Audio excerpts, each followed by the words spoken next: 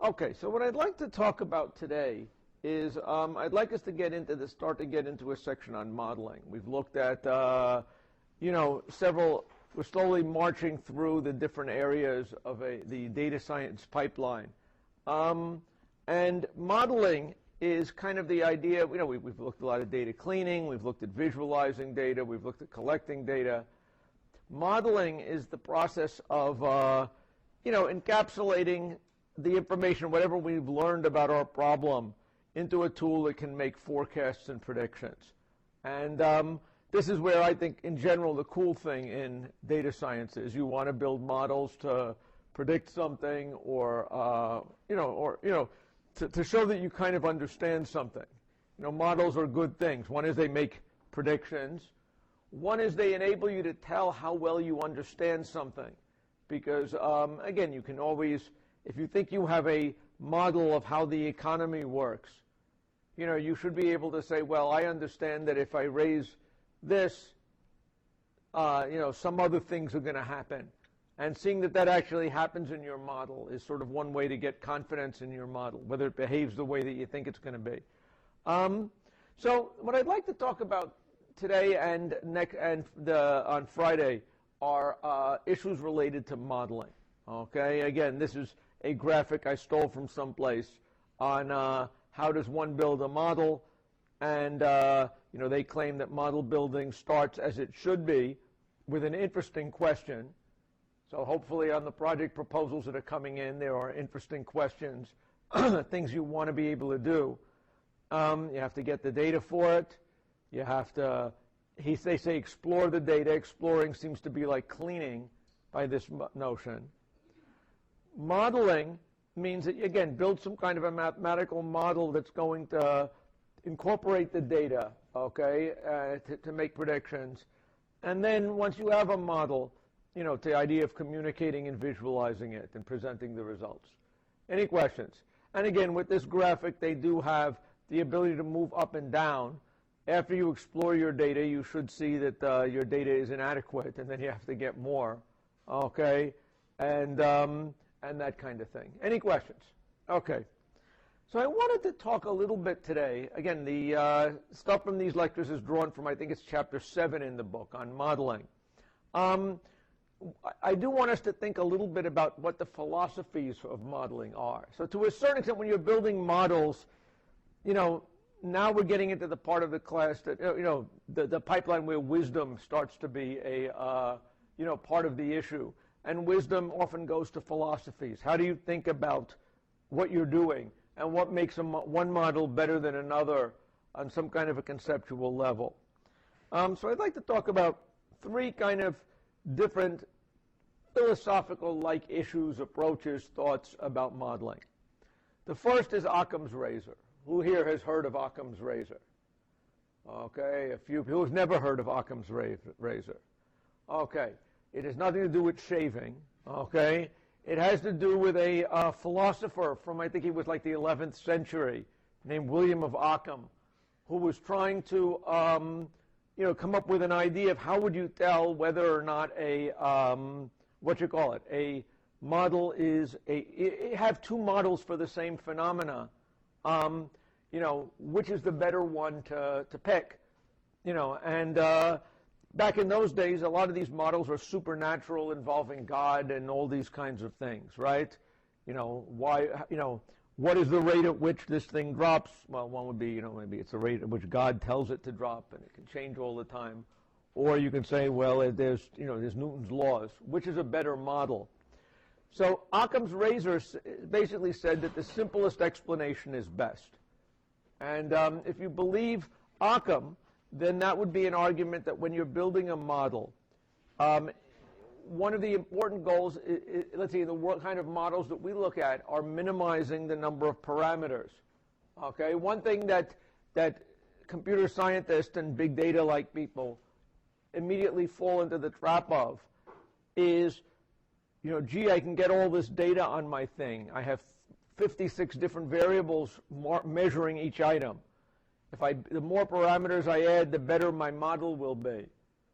And the truth is, William of Occam wouldn't agree with that. Okay, that if you believe that a simpler model is best, adding parameters does not necessarily make it better. Okay, and this is kind of a tension that again, several people, when I can already tell from several of that in several of these proposals, there's going to be statements to the effect of, wow, I can get all these variables and I'm going to get a great model because I'm consider this and this and this and this and this and this and this and this. Okay? Quite often,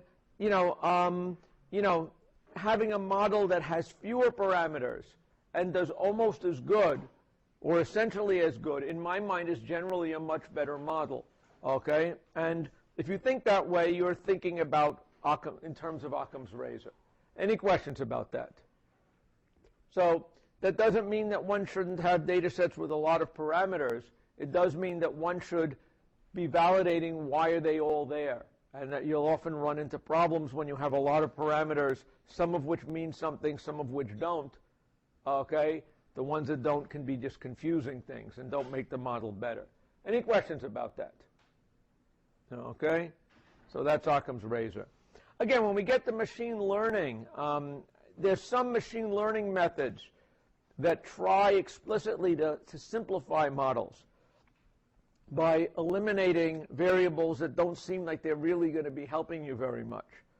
But again, it's something that when you look at the data that you're doing, I do encourage everybody to be doing sniff tests, okay? If you're telling me you're going to be predicting something in your project, and you have, a variable that you really think have no reason to believe should be part of the model, including it is not necessarily a win. Okay? Any questions about it? So that is the Occam's Razor. And one should know it. People use it. And Razor, I think, yeah. So, when we say that we should try to go with the simplistic definition, don't we run into that risk of oversimplifying something and this is a trade-off, right? Like, you might discount something that might end up being something of importance. Okay, so there is a trade-off. What we have to understand, this is, I guess, philosophical idea number 2. There is a trade-off between, overfitting and underfitting, or what they call the trade-off between bias. It's usually described as a bias-variance trade-off. Okay? That, bias is an error of having a bad assumption in your model. Okay, like how do we use bias in American culture these days? We'll say, oh, this group of people can't do this because of that. Okay, and you've got some kind of a preconception, some kind of a model in your head of how the world works. Okay, certain classes of errors tend to come from bias. Okay. That you have a model that is too simple to make the kind of predictions that you want. Okay? Variance is an error that comes from sensitivity to small fluctuations in the training set.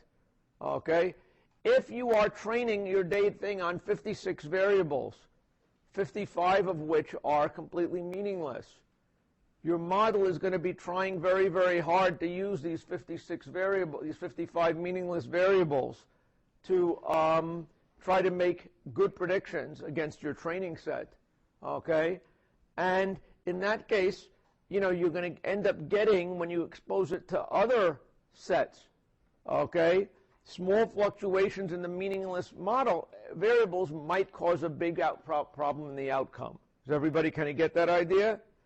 So there is kind of this danger, this trade-off between simple models that would tend to underfit the problem, okay, versus very complicated models which are in danger of overfitting the problem. Any questions? So again, as computer scientists, we naturally tend to, again, we'll talk hopefully next class about how you evaluate scores, metrics for evaluating models.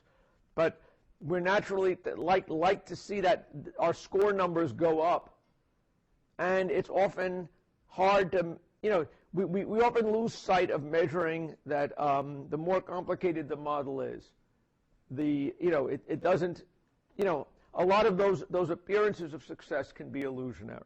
Okay, any questions about it?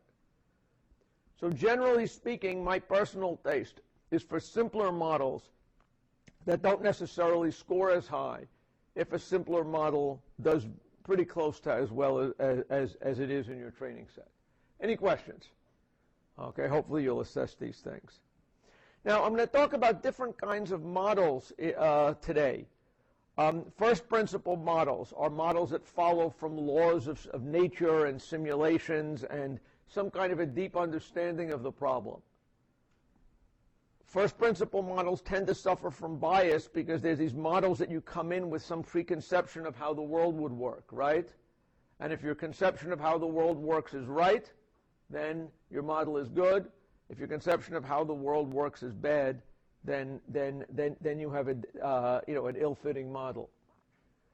Data-driven models, where you train on a lot of things, these are more a product of overfitting, a risk of overfitting. Any questions? Okay, good. Now, the other philosophy that I would like to talk about is of someone who I consider to be a very good modeler, is this guy Nate Silver, who wrote this book, which I hope some of you have seen, okay, called The Signal and the Noise, where he got famous from, he's right now a big man these days because we have the presidential election coming to ahead, and he has this website called 538 that predicts that analyzes poll outcome to try to make predictions, okay, and he started doing this in 2008, and he was very accurate. He was right like 49 out of 50 states. And then he did it in 2012, and he was right 50 out of 50 states. And of course, if you follow the election very closely, like I'll confess I do, I look at him several times a day just to see how things are going. Okay? How many people follow him by any chance? Are you monitoring him? Okay. So, he is not, he is a bright guy, okay? He had a previous history analyzing baseball statistics. He had a previous history before that being a management consultant and kind of got into this. But it's interesting, I think, because he's I think he's good at modeling. Looking at his philosophies are helpful things to guide what we're thinking about. So if you look at his book, there's like 4 principles that he talks about that I think are interesting. One is he thinks probabilistically. Okay, he always thinks in terms of not making a prediction that is a prediction yes, no. It's a prediction which comes with some level of confidence associated with it. Okay, and this is something that when you build your models, you're going to want to think about. We'll talk about that. He talks about the need to change your forecast in response to new information. Okay, this is something a lot of modelers don't do as well as they should, and we'll talk about it. He talks about trying to look for consensus among different kind of modeling techniques. Okay, and we'll talk about that. And finally, he talks about using Bayesian reasoning to try to show how predictions should change in response to other predictions. Okay. So what should be the output of your model? Okay, somebody give a prediction problem. Okay, what is a prediction problem that someone wants to talk about? Yes? Never mind. Okay, anybody have a prediction model? Yeah. What is Apple's stock price going to be tomorrow? Okay, that's a good prediction problem, right? If you were good at predicting what Apple's stock price would be tomorrow, you would be a wealthier individual. Is that right? Now, what should be the output of a model to predict whether Apple's stock price is going to go up tomorrow? Okay. Well, a range. Okay, now a range will tell you something. I think I can pretty much guarantee that Apple's stock price will go up by less than 100% and go down by less than 50%. Okay, so I can give you a range of prices now. Is a range what I should be giving you? An absolute value is saying that Apple's stock is going to go up 3% tomorrow?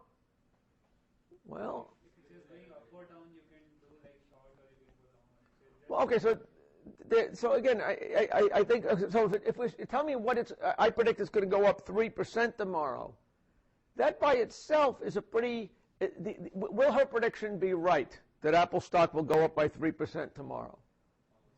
Almost certainly not, okay? If it goes up by 2.9999, it's wrong, right? Okay? So predicting a single value like that is generally a bad model, okay? What would be a better prediction if you wanted to predict Apple stock?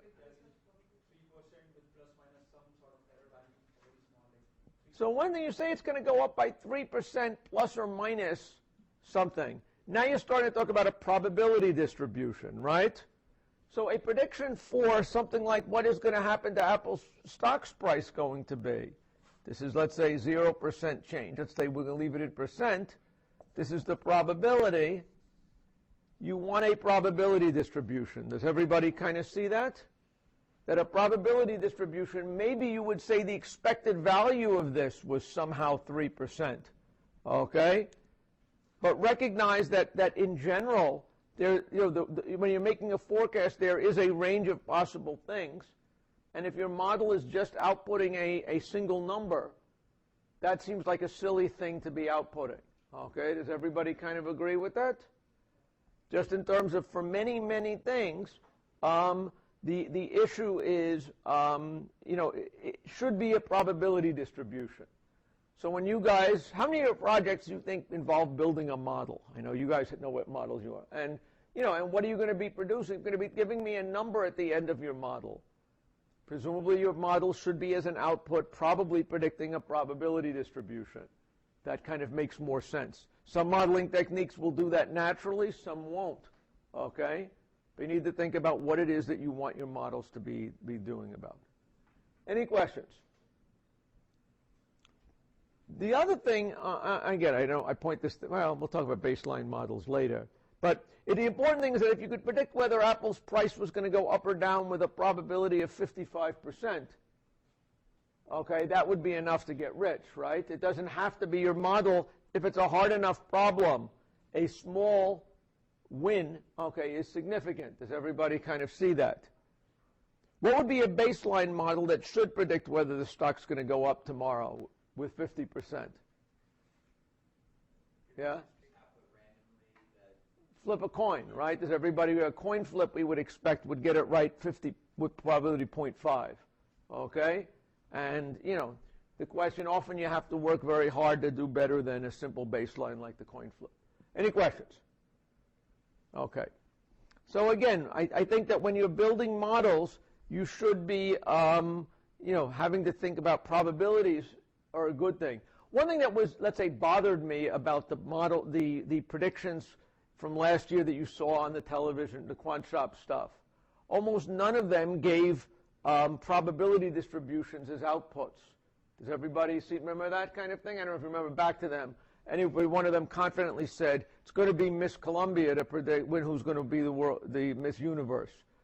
Whereas it should be, we see a probability of Miss Columbia winning of 17% or something like that, and that U.S. may have been 16% or something like that. Okay? So I think this is kind of an important thing to be doing. I think probabilities, again, it's right to think of probabilities as measures of humility. Okay? Basically, that we live in a world that is complicated, okay? And that there's limits to how good our model is. And we should be up front and confess that rather than hide it with an overconfident prediction. Any questions about that? Okay, so this is, I think, a philosophy thing that's important, okay? Any questions? So I'm not going to, punish you people in general for admitting you don't know something, okay? Assuming, you know what you know, okay? Any questions? Good. Now, how do we get probabilities from things? Okay, again, some modeling techniques are going to naturally construct probability distributions. But even if not, remember we talked a little bit about the logistic functions, right? Where did we talk about the logit function?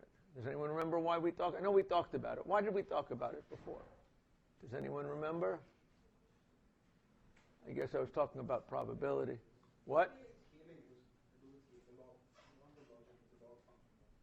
Well, okay, so the logit function was a way was a function, the function 1 over 1 plus e to the minus x, is a way of mapping scores that, I guess we did when we were in scores that would run from minus infinity to infinity naturally to a probability. Does everybody kind of see that? Okay? Because this function has the property that no matter what value, if you put a value of minus infinity, it's 0. And you put in a probability of positive infinity, it's 1. And you put in a probability of 0, a value of 0, it comes out to 1/2. The logit function is a way of mapping a natural score, which often your modeling methods might come up with, to some kind of a value between 0 and 1 that starts to look like a probability. And when you take these kind of scores and normalize them so that you sum them up for overall events, now you've got things that look like probability distributions. And so I encourage you guys to think a little. There's other methods we'll talk about for building models that do have probability distributions as first order things that come up with them. But it should be clear that the logit function gives you a way to do this. If, let's say, all you're coming up with is some kind of an arbitrary score. Any questions? Okay, good. So that value minus 10 to 10, that was the score, right? What? The range from minus 10 to 10, that is the score. Yes, so x would be a score. Let's say you wanted to measure you had some score that was, what were we trying to predict for a thing? Right, Apple stock. Let's say we had a score of whether or not it looked like a good day for Apple stock or a bad day for Apple stock, right? Now then, that would give you a score, and you would like to map that to probabilities of going up or down, okay? The logit function, especially when there's another parameter in by the exponent called c that lets you tweak the shape of which it goes, how steep a transition it is, gives you a way to map a score like, is this a good day for Apple or a bad day for Apple, into a probability distribution, okay? And that's, I guess, what we're talking about. Any questions? Okay, good. Okay, any questions about the logit function and how it works? Okay, we'll eventually see it again in here. But understand that this is a tool for getting probabilities from just numerical scores. Any questions? Okay. One thing that Nate Silver talks about a lot, okay, when he's building models, he likes their models to be live. What is a live model? A live model is one that is continually updating predictions in response to new information, okay? So a dead model, what is a dead model? A dead model is you download a data set from the web, the data set is fixed, you train something, you build a model, you run it only on that data set, and that's it. A live model is one that ideally is changing predictions over time. If you're trying to forecast an event in the future, like whether Apple stock is going to go up or down, okay, we would like to think that as we get closer to tomorrow, the moment the stock market is going to go up, our prediction is going to get more accurate. Does everybody see that? In a good model, the question of whether or not the Apple stock's going to go up or down tomorrow should get more and more accurate the closer you get to tomorrow. The New York Stock Exchange opens up at 9:29, at 9:30, right? At 9:29, we would expect our model for predicting what Apple's fate is to be more reliable than one made the night before, okay? And the way that you can tell whether you have models like that is whether your thing is live, whether it's always on and adapting to other information, okay? Ideally, when you change predictions, you want to keep track of your display of past forecasts so we can judge how rapidly it's converging and whether it's getting better, okay? Any questions? So when you go to Nate Silver's website as of today, this is what you see for the predictions for his estimate of who is going to be president. What's the probability that someone is going to be president? Each candidate's going to be president, okay, in the election November 8th. What do we see about this model? Okay? To what extent it respects Nate Silver's axiom. What? It's live. Any of you can go there at any given moment and you can see what's going on. It is probabilistic. He's giving it to you in terms of what are the chances of winning. Okay? And that seems like a good thing. What else is he doing here with this? He's showing his past predictions, and that helps put this thing in context. Right? So when you look at this thing, when you see an 88.6% chance of it winning, do we think that this is, looking at this, do we think it's a lock for Clinton? It's all over. Okay? What? Well, one, there's a 13.8% chance, so it's not a complete lock. Okay, so that's something that his model says. But there's some other degree of uncertainty here. How many times in the past has it been this high and gone back down? Does everybody see it? This was just the way it was in August. And somehow, for no particular reason, as I remember, suddenly the odds started drifting down. Does everybody see it? There is enough variance in this forecast that to me it gives, some level of pause about how confident you are now about this. Does everybody kind of see it?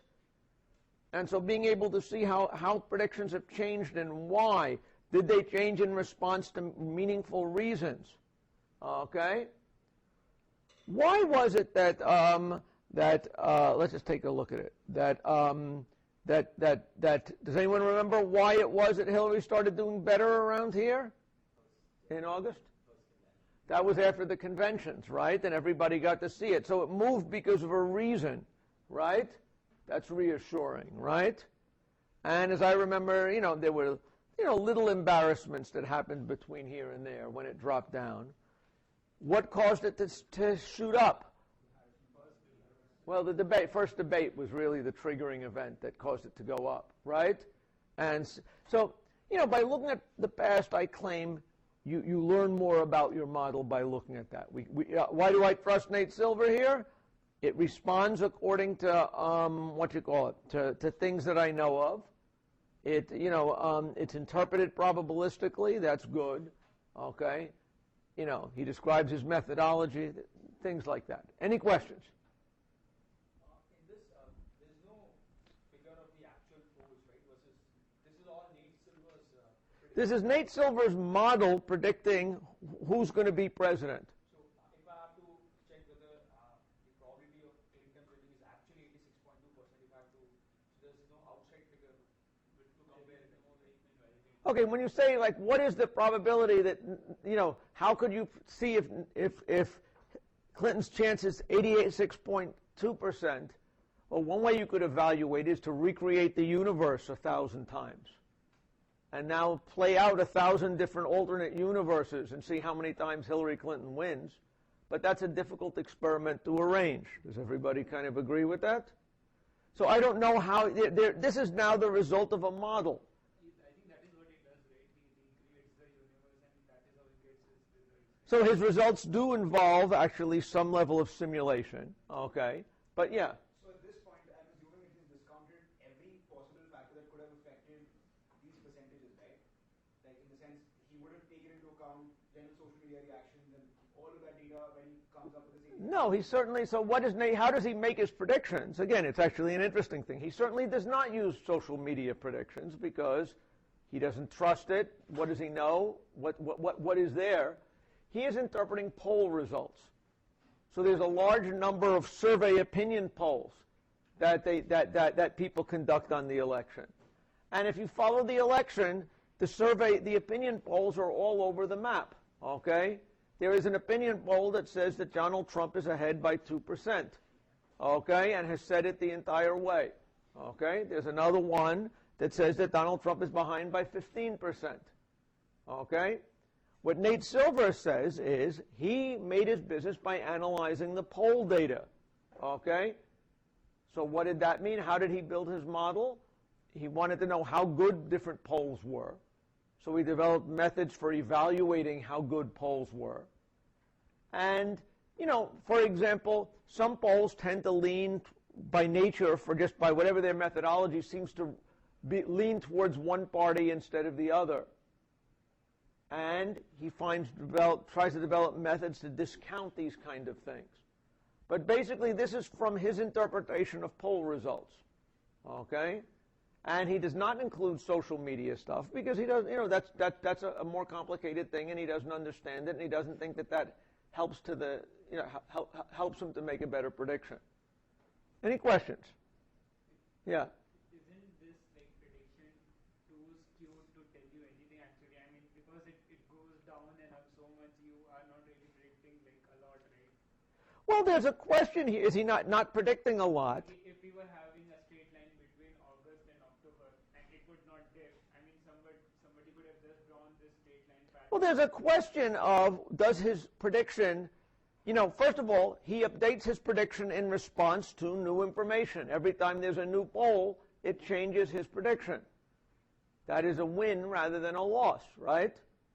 Now, in the case of predicting the election, it is possible if you held the election that day, maybe that was a tie. One reason this has changed is maybe people's opinions have changed, right? You can't blame him if people's opinions have changed. If it changed in response to in response to the poll outcome, the debate outcome, well, he couldn't have predicted that the debate was going to be good for Clinton, right? And in fact, the fact that his prediction is showing a great deal of uncertainty is actually a good thing, yeah. Yeah, but I think the point he was making too, and what I was wondering about is he doesn't take into account the variance over the life of the model, right? So like He does take into account the variance in the polls. right, but I'm saying that so given that he was at 80, Clinton's chance of winning was at 80 and then dipped to almost 50 at one point. He doesn't adjust for the amount of variance that Again, one thing he does, for example, one reason why he's saying, why is Clinton at 86% and not higher, is that there's a large number of voters who say they are undecided. Okay? And undecided voters have more likely chance, are more movable than voters who say they have decided. So he does take into account some levels of potential movement. But you're right, there's different ways of looking at this. My way of looking at it, why was I nervous? Well, I was nervous, or why I'm not so confident is because I've seen similar swings in recent time. As we get closer and closer to the debate, to the election, it seems harder and harder for the graph to move down very sharply, right? So typically these models will probably include some level of confidence based on how much time remains, okay? But you're right that would be one thing that you should think about. That is like paraphrasing the exact point that I was trying to make, that you do not have a lot of trust in whatever you're getting at a given point, right? Because it moves so much. Well, you shouldn't have. I mean, you should have as much trust as you should have. Okay. So if somebody else was walking around saying, "Oh, Clinton's 100%," I heard somebody was telling me this. Someone said, "Oh, there's this guy I know. He has a company that makes a prediction. He says Clinton is 99.6%." And I said, "Well, that's nonsense. What's the probability she's going to drop dead? Okay, what's the probability that something horrible is going to happen? There's levels of uncertainty, and what is the right level of confidence in it?" This is, Nate Silver's a smart guy and has thought out a lot. I trust his more than I trust the other prediction sites that I follow. Okay, because I think he has thought several of these issues out in sensible manners. Any questions? Yeah. things like that into account. What? Just like you mentioned that she might drop dead or something. Well, I think that there's a certain level of uncertainty. I don't think he factors in the drop dead thing, to be perfectly honest with you. But I think he does factor in movements and uncertainties associated with polls. So one thing so for example, if you're ahead by 10% in the polls going into the day of the election, what's the chance you're going to win? Nate Silver will not say 100%. You're a certain, what's the probability that there's going to be an outlier of that? If you picture that outcomes are normally distributed and yada yada, there is a small chance that the polls are all inadequate, errored in a certain way. Okay? So So bottom line, he does take into account limitations in what he has. Exactly how he does it, I can't tell you. But he does think through these kinds of things. Any questions? Okay. Any questions? Another thing that Nate Silver says that is kind of important in his predictions that I think is a useful lesson to other people is that he looks for consensus. Okay? He looks at large numbers of polls. Okay? He looks at every single poll that is out there, and he wants to know what are all the polls saying. Okay? And that if one poll comes out and makes a prediction that is an outlier, he wants to know that it's an outlier, and that he knows that So it's important to when you're making predictions to look at what are orthogonal ways of predicting things. Okay. So does anybody know what a prediction market is? Yeah. What's a prediction market? People can bet on outcomes, and then the probability of it occurring is linked to the amount of people betting on one or the other. Right. So one thing that Nate Silver will look at, it doesn't go into his model, but he's always checking to make sure that he's not wildly wrong, is that there are people who bet on, places you can go to bet on the election.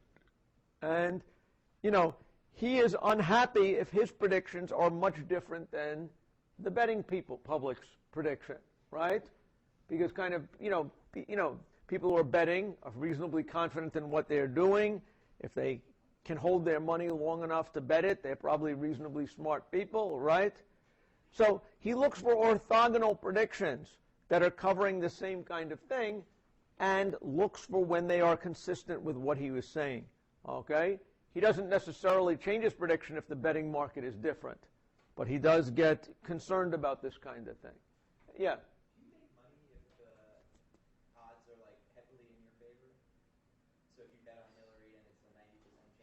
If I bet on Hillary, if I was having an election going to a betting market and the betting market odds were like 0.9, I presumably would get back a dime for every dollar I bet. Right. So on the other hand, if I bet on Trump and Trump wins, I would multiply my money by 10 instead of increasing it by 10%. So that would be so that's how the effect of the odds go. Any questions? Okay, so one way to think about this that's kind of important is when you're trying to make forecasts, it's often good to have several different models that you build. Some you're going to trust more than others, but you do want to see why they are all basically consistent with each other. Typically what happens is often several different ways you can build a model for something. And often you want to, using somewhat different variables, using somewhat different approaches, using different kinds of data, you would, it's often healthy to have multiple models and see that they are consistent. Any questions? So one example of a modeling error that was kind of famous recently had to do with Google flu trends. How many people have ever heard of Google flu trends? Okay. Google at one point, probably, going back 5, 6, 7 years ago, had the bright idea that said, if you want to try to pinpoint when there is going to be an epidemic of something, the quicker you can figure out that there is an epidemic, the better you are at treating it. Okay? And, typically when it comes to things like flu, epidemics start in places, and you can have an outbreak here and not have an outbreak someplace else, maybe because of weather or because of. So what was their idea? They decided to build a model based on how many times people entered search queries related to sickness. They figured if you want to figure out if there's flu in Stony Brook, people are going to be more likely to type in headache, okay? Aspirin, fever. What do I do for a headache? Okay, what do I do for a fever? These kinds of things. Does everybody kind of get that idea? So the Google people had a bright idea where they said, why don't we build a model to try to predict how sick people are, at a particular region, because you can locate it by all the queries in a particular region, okay? and predict what the flu rate is in the country or in the region. And the hope is you could do it faster than the Center for Disease Control. How does the CDC currently tell whether or not measure the amount of flu? Basically, they will go to doctors' offices. You know, they'll say, how many people have you seen with the flu this week? Oh, I saw 17. And last week you saw 10. That probably means that there's more, right? So the traditional model involved collecting data from doctors. The Google people said, aha, we can go and build a model based on search queries, and we'll tune it to the CDC numbers until we can produce a very accurate model. And this is what their model did, basically. The blue line was Google. The red line was the Center for Disease Control. And this is showing the percentage of people with the illness or something like that.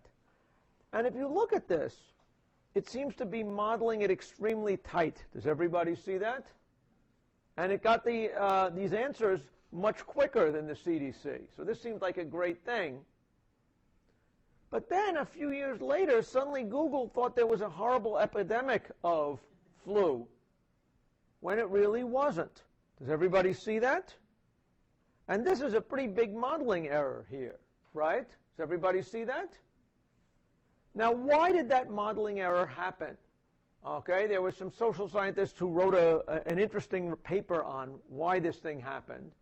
But there's one of the reasons was that Google added autocomplete to its search engine. Okay?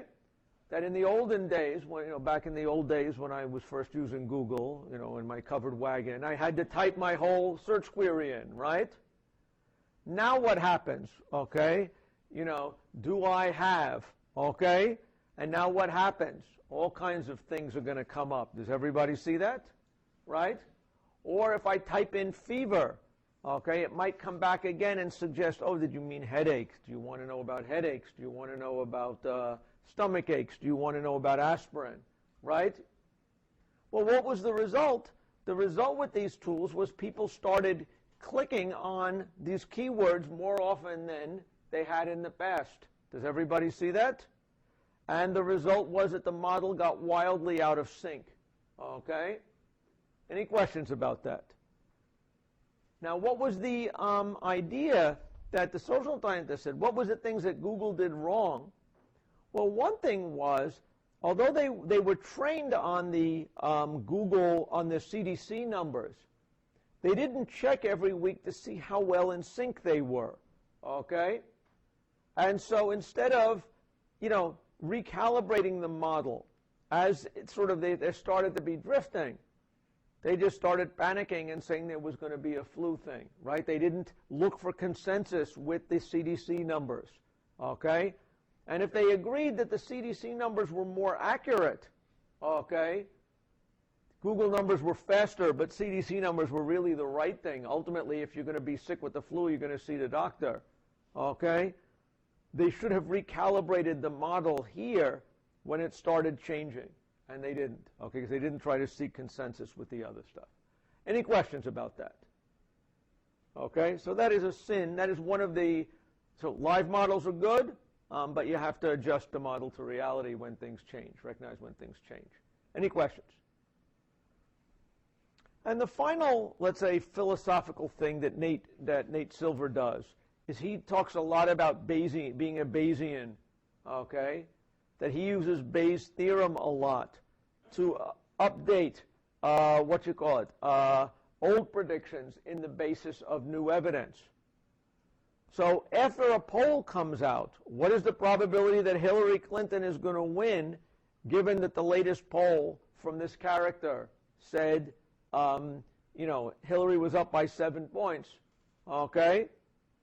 It was going to be, what was the previous prediction of, that Hillary was going to win, times the probability of this poll result, given that Hillary was going to win, okay, divided by the probability of that poll result, okay? Any questions about that? But so Bayes' theorem basically gives you a way to update an old opinion in response to new evidence.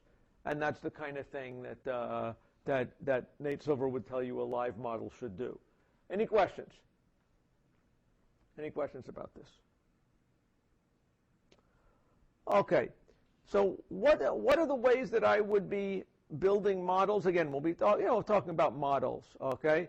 One thing that I think it's important, you got to identify what the output you want your model to be, and this requires some thinking. Typically, it should be a probability distribution, unless you have a good reason why not. You should develop a good baseline models. What are baseline models? We'll talk about them in a minute, but what are baseline models? Okay? These are simple models with the proper, very, very simple models, okay, that should capture what you think is a lot of what is going on with the problem, okay?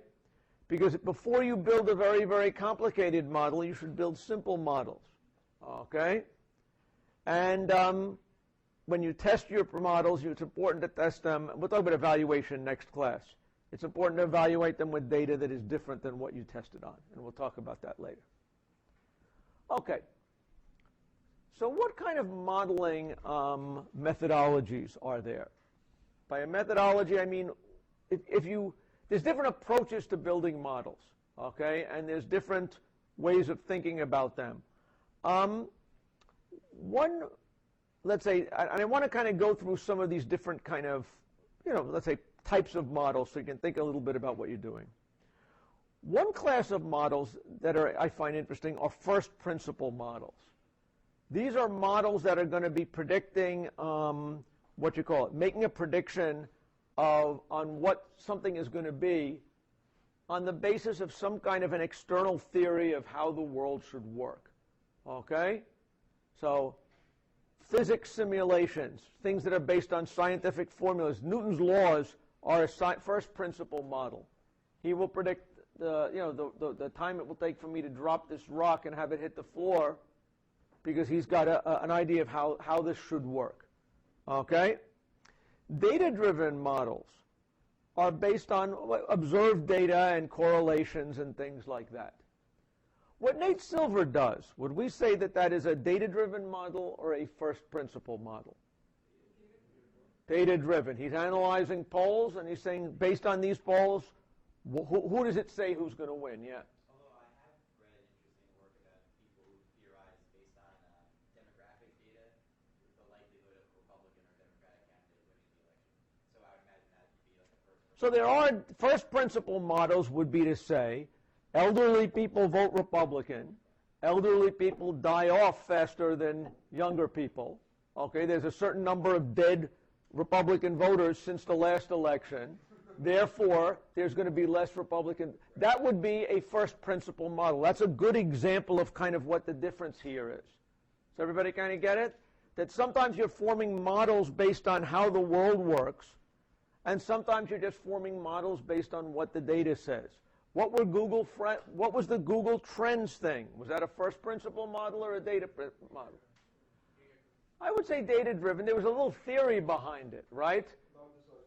Yes, they had a reason to believe that when you were sick, you were going to go query more, right? If they were doing it based on fitting words that had nothing to do with flu, okay, then that would be purely a data-driven thing. Is anybody familiar with any other first principle models for predicting the election? Okay. There's this economist who made a big deal who said that he could predict who's going to win the election just based on basically what the unemployment rate is. Some basic questions of how healthy the economy is. If the economy is good, people will vote for the same party that was already there. And if the economy is bad, people will vote for the other guy. And it doesn't matter at all what the candidate is. It doesn't matter any of these things. And he'd built, there was a thing called, I think it's called the FAIR model. His name was FAIR, F-A-I-R. And he had a 2-parameter economic model that predicted something like 10 out of the previous 11 elections when he made the prediction. Okay? But of course, since then, it hasn't done so good, right? It was a lot easier to, when you observe it on past data, it did very well. But that was a first principle model. Does everybody kind of get the idea?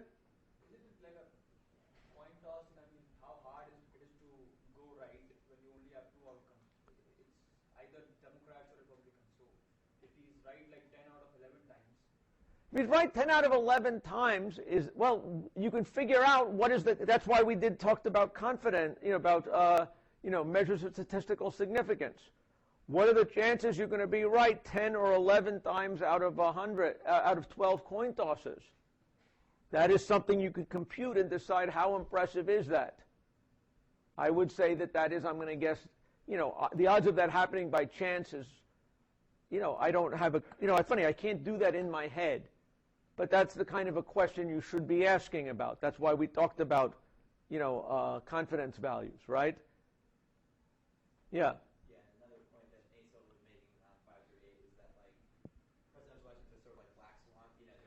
They're only however many, 40-something, maybe, I don't know, 50. Yeah. Shows how much I know about American history. But there isn't a lot of data. Right. I mean, if you want to make predictions based on past events, I mean. Right. So one question that you would like, yes. So recognize it because elections happen only every 4 years, and the country is only 250 years old. Then and especially the early years, the elections were quite incomparable to what we have now. Okay. You don't have a lot of data to go on, and that's what. But I guess the main distinction here that I want to make is this difference between a first principle model, where you're basing a theoretical explanation as to what should happen, versus a data-driven model, where you're just plugging numbers in and trying to fit a pattern to it. Any questions? Yeah. Well, isn't it true that often first principle model, whatever the rule is that's derived from a data-driven model? Like, for example, you mentioned that elderly people vote Republican. How do you even find that out? Maybe you find that out from statistics, and that's data-driven.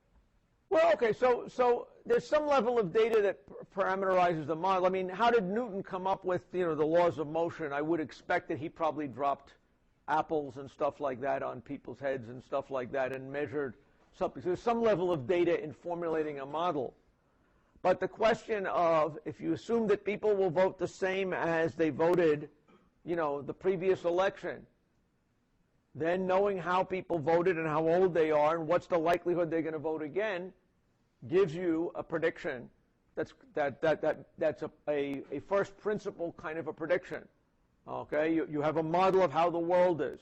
The average voter does not change their mind. They belong to a party and then they keep sticking to this party until they die.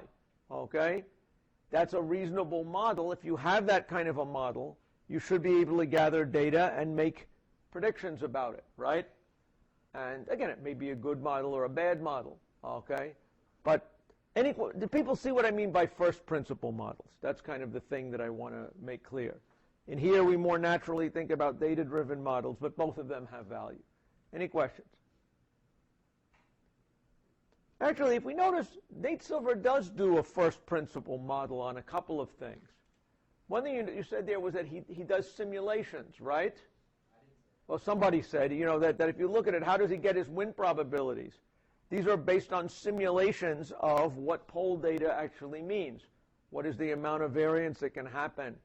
And these simulations are probably based on first principle ideas of how the world works. Okay? Any questions? Presumably parameterized by some data, but some kind of a first principle vision. Any questions? So, thinking back to our quant shop kind of projects, let's think about some of the models that we saw there and whether or not we think that they would be a first principle model or a data-driven model for each one of these kind of things. For the Miss Universe prediction, would those models first principle models or data-driven models? First principle. What would a first principle model be? What would be the theory behind them? Okay, so one theory would be that says that if you believe these are purely beauty contests, you could say, well, the principle is that the most beautiful person wins. If I have a way of quantifying beauty, then all I have to do is to take a look at the photograph and I can tell who's going to win the contest, right? That would be a first principle model, okay? Any other ideas of what they did or did not do? We look at countries. When you're looking at, you said, oh, I observed that from this country they tend to win, right? Is that a first principle model or is that a data-driven model? That would be a data-driven. If you have a theory as to why people from Venezuela should win beauty contests, okay? That's maybe a little bit different. But if it's an observed correlation, then I would say that's a data-driven kind of a model. Any questions? What about the movie gross models? Does anybody remember about these movie gross models to predict the gross? What would that say? What? Data-driven. And why would that be? What kind of data would they be using? So it would be something like a data-driven model would be something that says, oh, movies like this made this much in previous years, therefore we predict what this would be, right? What would be a first principle model to predict movie gross?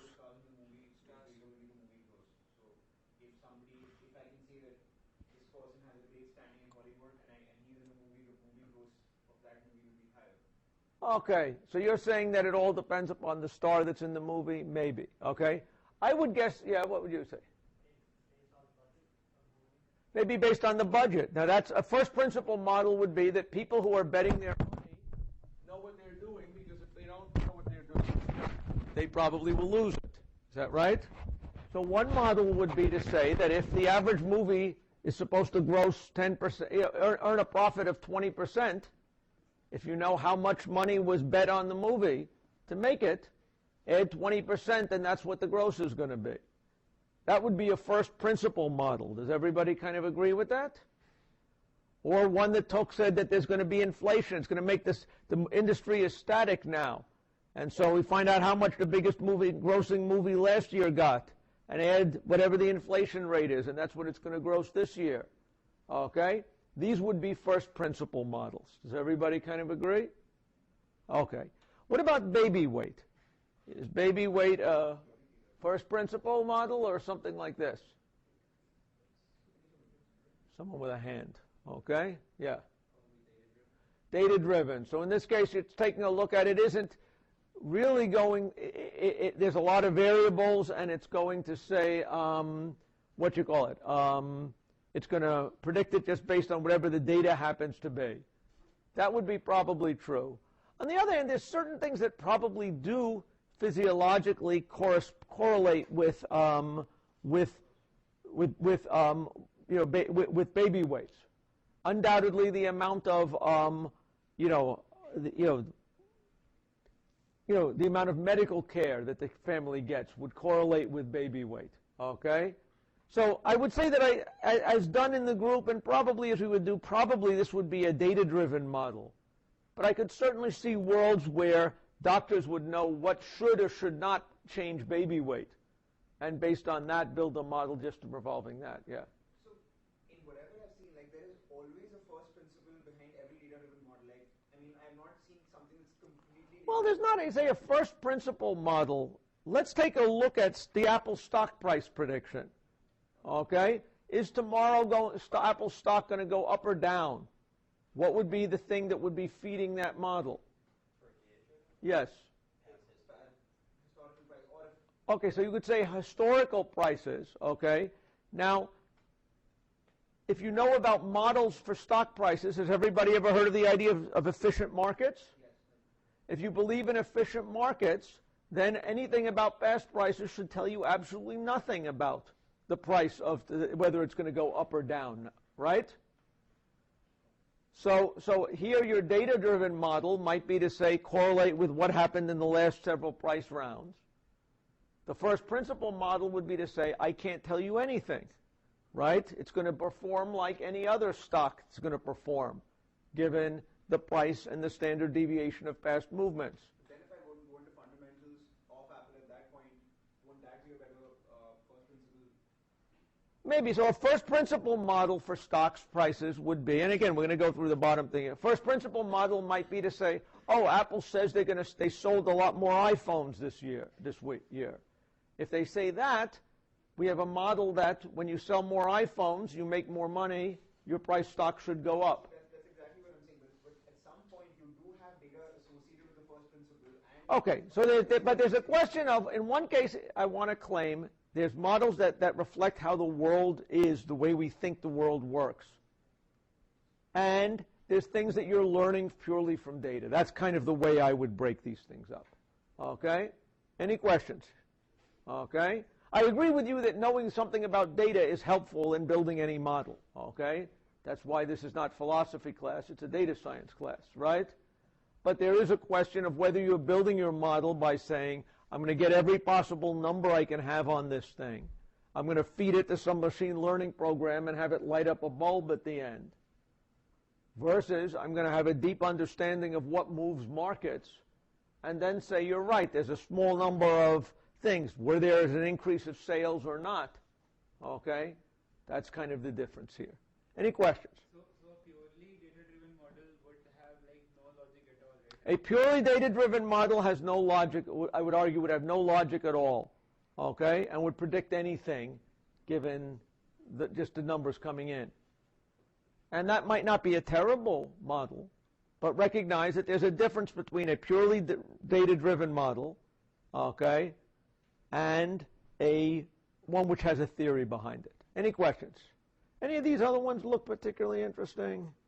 Guru pool, okay, whether somebody's going to die, how long is it going to be for somebody to die? Is that a data-driven model or a first principle model? It's probably, well, it depends how you do it, okay. Data-driven would be if I had a world purely where I had all these features of people, and based on these features, I plug them into a regression thing and come up with an age. A first principle thing would be to say something like, that if I knew what their disease was, okay, I would have an idea. This guy's got pancreatic cancer, bet against him. This guy doesn't have anything. Yeah. Actuarial science would be data-driven, right? Actuarial science is probably data-driven, but I bet there's undoubtedly a theory behind how the actuarial science works. So, they know something about actuaries are the people who set life insurance policies. Okay? So undoubtedly, if you study life insurance policies, the people who set life insurance things are not completely people who know nothing about life insurance, but just take a lot of records of what do we know about what people came in. They know a fair amount about, lifespan histories and trajectories and things like that, trends in medical care and things like this. So I imagine that there's a certain element of both of this in life insurance prediction. Any questions? Okay, that I think is enough for now. Okay, what is a baseline model? So when I am doing a modeling project, one of the first things that I build is a baseline model. What is a baseline model? It is a simple model, okay, or maybe multiple simple models with the idea that is the simplest thing that a reasonable person might use as a model. And why are baseline models important? Well, first of all, they give you something to evaluate on. If you have a complicated model, and you want to say, how good is this complicated model? If you have a baseline that you came up with and you beat it, then you feel better about yourself. Does everybody agree with that? If you don't beat the baseline model, or you beat it by an unimpressive amount despite its great complexity, it just gives you reason to think about whether or not you've done a good job. Okay? Any questions? So what are reasonable baseline models? Okay? So one is, let's just think about classification problems, where you want to have a problem of the form, it's a classification, you want to give it a label. Okay? Who's going to win? Is the election going to be a Trump election or a Clinton election? So one model, which I like to call the monkey model, is one where you do a uniform selection among the possible labels. Does everybody agree that what kind of if a monkey had to predict which was the one that was going to win the election, how would you do it? You toss two bananas into the cage, right? One would be a Trump banana, one would be a Clinton banana, right? And whichever one they reached for would be your prediction, right? So this is one model that I find interesting. Another model that's often a useful one, instead of doing it randomly, is to find what is the single most common thing and always pick that. Okay? Let's say that we wanted to predict if the next person in the room was going to be a man or a woman. Okay? Well, what would be the one model? We could have the monkey flip a coin. Another would be to take a look and say, gee, among all the students at this university or this department or this thing, one of the genders is represented more than the other one, right? And if so, if we pick that gender all the time, that would be a reasonable thing. That's like the majority rules label, okay? Any question about it? That should, in general, do better than the monkey, okay? If there is a skewed distribution, right? Any questions about it? So if you were doing something to tell whether a tissue sample had cancer, the baseline model would be to say, nah, it doesn't have cancer, right? Because most of the time that's true. Okay? Any questions? Another good baseline is what I would say is the best performing single variable model. Typically, in your case, you're going to have lots and lots of input variables, one of which is going to correlate most strongly with the desired outcome, right? It is healthy to build a simple model that just depends upon the previous value, okay? Any question? Okay, and again, hopefully your model will do, a more complicated model will do better than that. If it doesn't, then that's a source of humility. Any questions? Suppose you wanted to build a model to predict what the weather was going to be like tomorrow. What would be a good model, baseline model for that? Yeah? Here, a lot of, what was it weather today? Does everybody see it? So in general, when you're doing time series models, often nothing is going to change between now and the previous time, right? So if you want to see if your model to predict what the weather is going to be doing, a good baseline would be to produce tomorrow's weather will be the same as today's. If you can't do better than that, you're not much of a weather forecaster, right? But I bet you this model would perform better than pick uniformly among, let the monkey pick between, you know, it could be raining, snowing, okay, nice, okay? Any questions about that? And finally, there are sort of just back of the envelope heuristics that you might very well use, that just based on your knowledge of these things. Any questions? So when you're building baseline models, it's important that I think, you know, for all your tasks, you should think about building a suite of baseline models, okay, that represent very, very simple predictors, okay, just to get a sense as to how hard your problem really is. Any questions about it? Okay, and your baseline model should be good enough that you are pleased when you beat your baselines, okay, but not shocked. If you're shocked that you're beating your baselines, you're in the wrong business. Any questions? Okay, good. So what might be reasonable baseline models for some of the quant shop kinds of problems that we had here? What would be a reasonable baseline model for baby weight? If I had to predict what the weight of a baby was going to be, if I want to come up with a baseline model, yeah? The average weight of all babies, right? If the average baby weighs 7 pounds, 3 ounces, any baby that comes out of the system is 7 pounds, 3, I guess 7 pounds, 3 ounces, right? And if you can't do better than that, you're not much at predicting this thing. Any questions? What would be a model to predict whether it's going to snow on Christmas? What would be a baseline model to predict whether it's going to snow on Christmas in New York? Has it snowed? How many times go back over, you know, it's like a one-parameter model. How much snow has there been? How many days over the past 100 years has it snowed in New York? Okay? And that would be my candidate for that. Okay? What might be a good baseline model for predicting who is going to, let's say a movie gross? Do we have any ideas what might be baseline models for this? A similar movie? Okay, maybe that starts to get a little bit smart. Okay. Genre, maybe what was the average price genre? Okay, now you're talking about more complicated models, yeah? I would say the average movie budget to movie gross ratio. That's a single variable model that I believe, right? Okay, or, you know, and that's one that I would probably think about. Okay, what might be a baseline model for ghoul pool?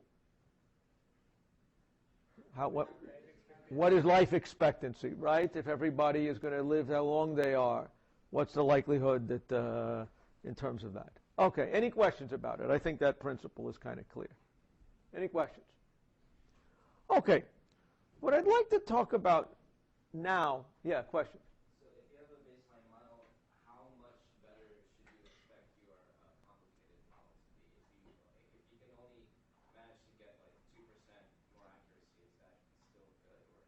Well, it depends upon, the question is, how much, now recognize that when you're right that if your baseline is at all sensible, suddenly a good model is not going to necessarily be wildly better than your baseline, right? And the question is, how much of it is, how much better do you have to be worth your salary building the model? That's kind of really the question. And it varies by domain, okay? If you can predict the chances of Apple's stock price going up a slight bit more than your baseline, that would be worth a great deal, right? Okay? Even a relatively small difference in accuracy would presumably be something people could bet on and make a lot of money with, right? So how much better do you expect to be than your baselines? Usually not unbelievably stronger. This is one reason why I like you guys to build simple models, okay? Because again, typically what would happen, if you ask me what happens in here, people will build a baseline and their baseline will get them this far. And if they then build a simple but sensible model, it will get them to here. And when they use all this super hyper overtraining and deep learning widgets, they get up to here, okay? And the question that you have to ask yourself, is this more complicated model worth more than this model is, okay? I think I can believe that this model is better than that model, okay? This is where there's some level of humility that comes in. You know, typically, you know, a model that improves by a few % on an important enough problem is a big win, okay? But, you know, but you need to think about your problem, whether it's, you know, if you're trying to bet on the next football game, okay, and you get a model that's 2% more accurate, then that's probably not going to help you bet on the next football game very much, right? So it depends, yeah. Maybe not trying to jump too far ahead, but like, in what cases are the super hyper ultra good models like show results that are like significantly better? I mean, are there cases in which like these tools are? Are there cases when complicated models do better than simple models? Absolutely. There's a reason why Google pays a lot of people to build pricing models and things like that for stuff. But I guess I'd imagine there, right, that their knowledge of the domain is Part of it is knowledge domain, but part of it also is how do you know if it's important? This is where statistical significance testing should come in. If you have a model that looks a little bit better, what is the degree to which you believe it's really better? Okay, and this is where statistical significance testing is one of the things that you worry about. If the probability that this model is really better than this model is only 80% or something like that, that's something you need to know. That's why we talked about statistical significance testing. Any questions? Okay, so what I'd like to do is to go through, and I'm going to start getting through this. I'm not going to go completely through it. But I want to go through properties of models that we should be thinking about when we build models. Are they, you know, certain models are linear models. Certain models are nonlinear models, okay? Nonlinear models are typically more complicated, adjust to a wider variety of things, but they are more complicated, okay? We'll talk about continuous versus discrete models. Black box versus descriptive models. Actually, maybe this is what I think I want to, okay, let's go through these things. So certain models are discrete models, okay? Representative of discrete models are simulations, okay? So if you want to predict like what you call it, Nate Silver's predictions of what the probability of somebody winning the election is. He gives you probabilities of what are the number of electoral votes. Which states will the candidate win in this election? And basically, once he's got probability models, he will draw samples from these probabilities and say, here is one possible way the election can come out, consistent with my probabilities. Here's another, here's another. He simulates to draw multiple samples, and then based on this, he now has a probability of what the final outcome, a probability distribution of the outcome. These simulation models tend to be discrete models, okay? The models that are involving things like linear regression and that involve continuous mathematics are a different class of models. You should know, it's not that one is better than the other, but you should know which you're looking at. Any questions?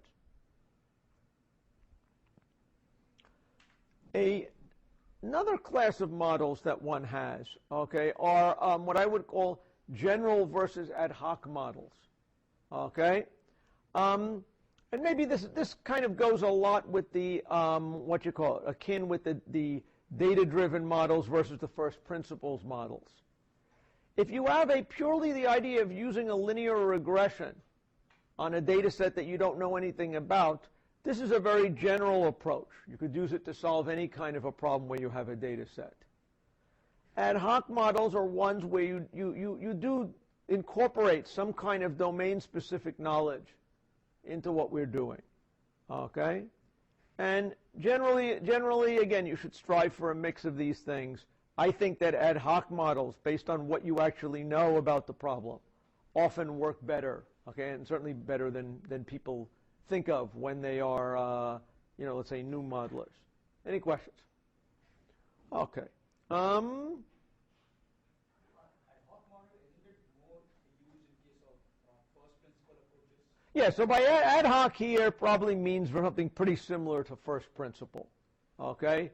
It is something that, I am using. Well, maybe what I would say is first principle, I think of there as being a big, a theory component.